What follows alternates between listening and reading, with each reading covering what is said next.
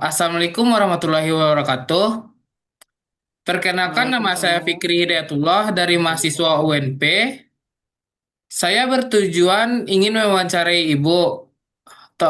Dipersilakan Ibu memperkenalkan dirinya terlebih dahulu. Assalamualaikum warahmatullahi wabarakatuh. Perkenalkan, nama Ibu Devi Yulia. Ibu mengajar di Mandua Agam, Mapel, mata pelajarannya Akidah Akhlak, mengajar kelas 11 dan 12. Mungkin Oh, perkenalannya sekian saja. Terima kasih. Assalamualaikum warahmatullahi wabarakatuh. terima kasih Ibu. Um, Baik Bu, saya ingin bertanya nih Bu. Yang pertama, bagaimana pendapat Ibu tentang minat siswa dalam belajar akidah akhlak Bu? Baik Ananda, selama ini minat siswa terhadap mata pelajaran akidah akhlak karena mata pelajaran akidah akhlak adalah salah satu mata pelajaran wajib dalam bidang PAI dan merupakan salah satu mata pelajaran menjadi syarat wajib kalau tidak sampai KKM itu adalah menjadi salah satu penilaian untuk naik kelas. Jadi mata pelajaran akidah akhlak itu adalah merupakan mata pelajaran yang untuk membentuk karakter dan memperkuat akidah seseorang. Oh, terima kasih, Bu. Bagaimana kalau siswa tidak tertarik dalam pembelajaran akidah akhlak? Bagaimana cara Ibu untuk mengatasinya? Eh, Baik Anda, mata pelajaran akidah akhlak itu adalah salah satu mata pelajaran yang harus ada dan menjadi benteng bagi anak untuk baik itu dalam masalah akidah yang berkaitan dengan hubungannya dengan Allah dan juga dalam bentuk akhlak pembentukan pribadi anak dalam kehidupan sehari-hari. Jadi kalau seandainya ada anak yang tidak berminat dalam mata pelajaran akidah akhlak, tentu kita harus mencari cara atau metode bagaimana mereka supaya tertarik dengan mata pelajaran yang kita ajarkan. Oh, terima kasih, Bu. Saya ingin bertanya nih, Bu. Kalau misalnya Ibu mengajar di kelas, bagaimana cara Ibu mengajarkannya? Mengajarkan mata pelajaran akidah akhlak di kelas itu akan bisa dilakukan dengan berbagai metode.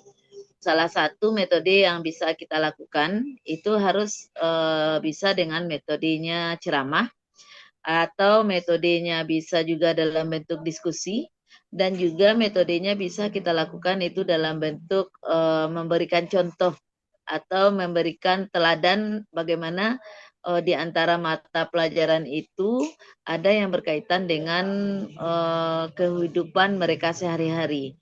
Maka kita di sana nanti bisa memberikan contoh atau keteladanan supaya bisa mereka terapkan dalam kehidupan mereka. Oh, iya.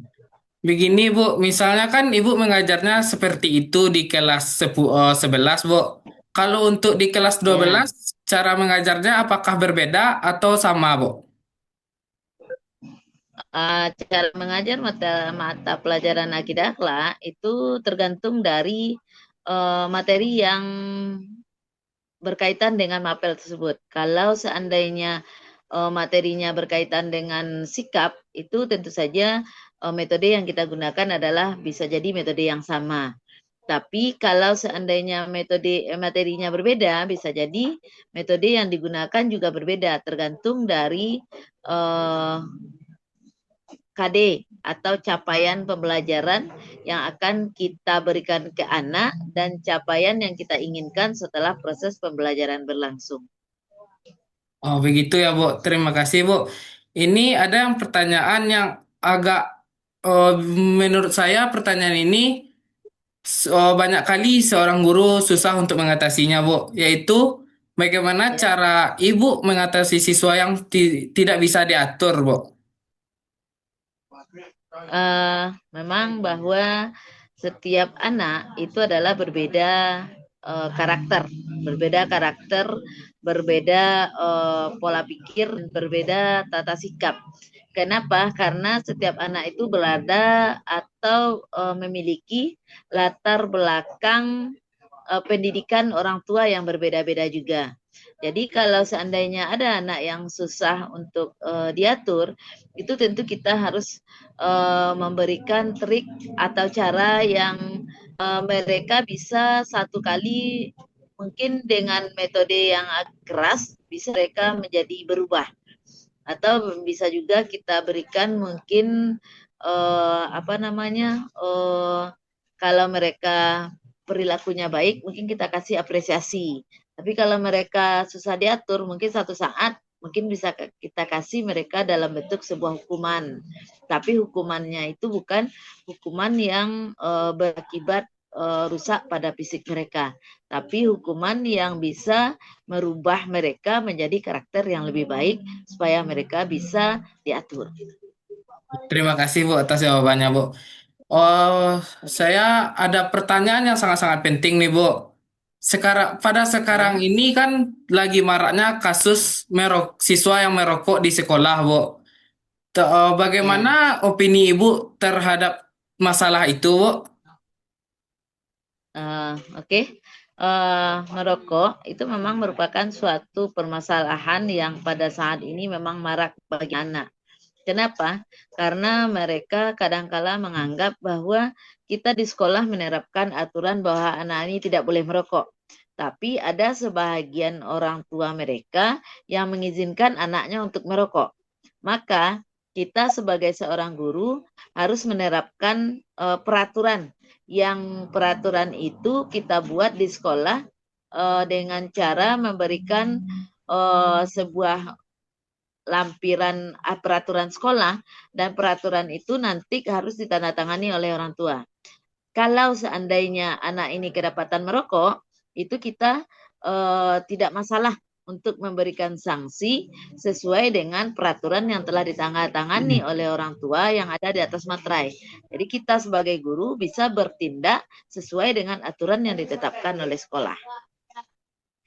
Jadi merokok Oh, itu kita kita anggap apa namanya? Kita kalau dalam lingkungan sekolah masih dalam pakaian sekolah, maka itu tidak ada kebolehan atau tidak ada yang dibolehkan untuk merokok. Kalau kedapatan merokok, maka kita memberikan hukuman yang sesuai dengan tata tertib yang ada dalam lingkungan sekolah.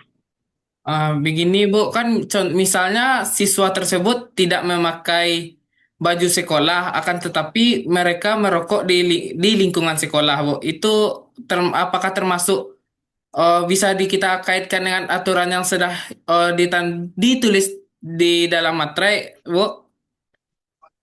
Eh, Kalau peraturan sekolah itu adalah ketetapan yang diberikan dalam aturan, selama mereka berpakaian seragam sekolah, maka mereka dikasih sanksi bila mereka merokok. Tapi kalau mereka tidak memakai seragam sekolah, tapi mereka berada di luar lingkungan sekolah, kedapatan merokok, maka itu kita kasih peringatan. Tapi kalau mereka merokok tidak berpakaian sekolah di lingkungan sekolah, itu tetap sanksi yang sama dengan peraturan yang telah kita buat. Karena berada dalam lingkungan sekolah. Tapi kalau mereka berada di luar lingkungan sekolah, itu kita memberikan peringatan kepada mereka supaya tidak merokok. Tapi kalau dalam lingkungan sekolah berpakaian, biar berpakaian sekolah ataupun tidak berpakaian sekolah, maka sanksinya tetap diterapkan. Terima kasih waktu yang telah Ibu berikan pada malam ini. Jika saya ada butuh bantuan kapanpun, saya minta tolong lagi. Saya akhiri dengan mengucapkan Assalamualaikum warahmatullahi wabarakatuh. Sama-sama Ananda, mudah-mudahan jawaban yang Ibu berikan dapat membantu tugas Ananda pada malam hari ini. Jika Ananda butuh kembali, insya Allah Ibu bersedia. Ibu jawab, Waalaikumsalam warahmatullahi wabarakatuh.